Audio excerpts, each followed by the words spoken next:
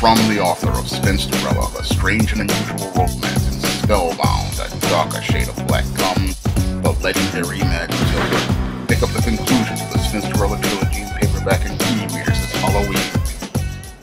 Over the last few years, I've been on social media talking about comic books, science fiction, and fantasy. I've noticed that there's been some sort of covert contract among some black folks regarding comics, science fiction, and fantasy. And while a lot of these fantasy and comic fans and sci-fi fans are out there, they're not there because they like the hobby, but they're there because they want to get the attention and approval of white people. And that's not a covert contract anyone should get into, because you should want to get into comic books, science fiction, and fantasy because you love them and you love the characters that are in them and the stories that are being told. Now, when it comes down to comic books, science fiction, and fantasy, they're supposed to be an escape from the everyday life. And for me, black comics, black science fiction, and black fantasy are supposed to be a place where black people are supposed to imagine themselves as the hero and imagine a place where people can feel empowered to be who they want to be and create a world that they want to be in.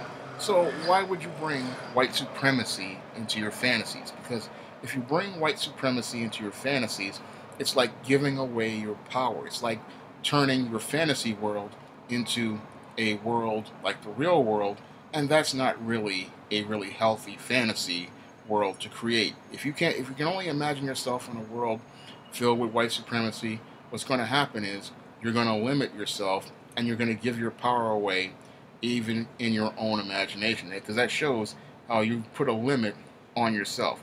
Now, white people could care less about what a black person reads or what a black person buys. So what you read is about what you like. It should not be about getting the brownie points and approval of others.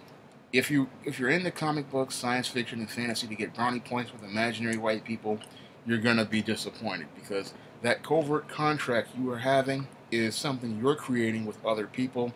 They're not creating it with you. And for you to create that covert contract just isn't healthy to begin with, because if you're into comic books, science fiction, and fantasy, it should be because you like reading this material, you enjoy watching these movies and television shows, and you enjoy discussing them with like-minded people. It should not be about trying to get validation and approval of others. It should be about what makes you happy and what pleases you. I mean, imagination is supposed to be a limitless thing. It's supposed to be whatever a person wants it to be. But what I find with many black folks is that they're living in an imaginary world where they see themselves limited by what the power they believe white people have over them. And that power is something that they're giving to white people. That shows me how deeply ingrained institutional racism and white supremacy are in the minds of many black people. Because when black people will go out here and fight to defend worlds of black characters created by white people more than the work created by other black creators and worlds created by black creators, it shows me how much power white supremacy has over the minds of black folks and how much power it has over the black imagination. When it comes down to black imagination, black people shouldn't be thinking that they should exist in a white person's world.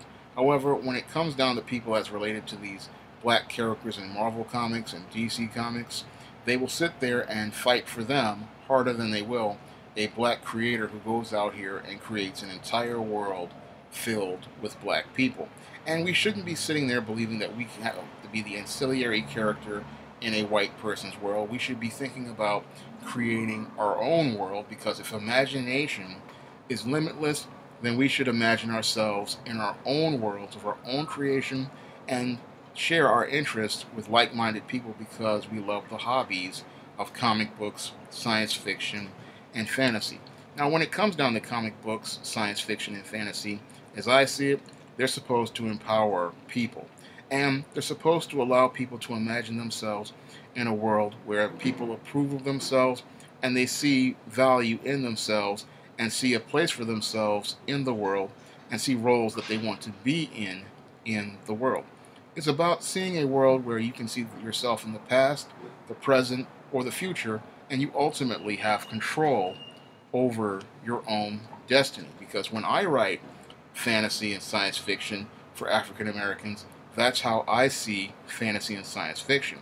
And when I'm writing fantasy like the ISIS series or the East Team series or The Temptation of John Haynes or any other fantasy story, it's about showing that black people can be empowered with fantasy to imagine themselves in a world where we approve of ourselves and we see value in ourselves and we see roles that we want to be in the world, and seeing a way to create and control our own destiny. That's why I write fantasy, African American fantasy, and that's why I support African American fantasy, science fiction, and comics, because I want people to feel empowered when they read my media, and that's why I go out here and support other people's media, because I feel that when you have science fiction and fantasy and comics, they inspire people to see a world that they want to be in, and they see a world where they can see a future for themselves, and black people can see a world where they can take the lead in their own lives, live life on their own terms without seeking the validation and approval of some imaginary white man, but see the approval and value in themselves and see their own worth in themselves and live life on their own terms. And that's a fantasy that I want to see more black people turn into a reality. And when I see black people participating in this covert contract, it defeats the whole purpose of what fantasy and science fiction are supposed to be about. Now, your fantasy and science fiction, they're supposed to be a commentary on the real world, and they're also supposed to allow us to imagine what the future would be like and see a place for ourselves in it.